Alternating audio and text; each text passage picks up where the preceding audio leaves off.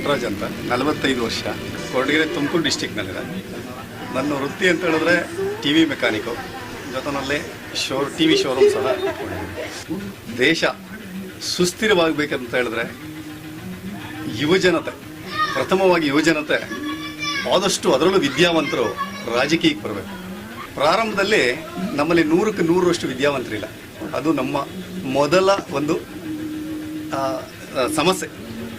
Madam, ನಾನು ಈ ಬಿಸ್ನೆಸ್ನ, ಇದೇ ಒಂದು ಶೋರೂಮನ್ನು ಇನ್ನೂ ಉನ್ನತ ಮಟ್ಟದಲ್ಲಿ ಹೈಟೆಕ್ ಆಗಿ ಮಾಡಬೇಕು ಅನ್ನೋ ಉದ್ದೇಶ.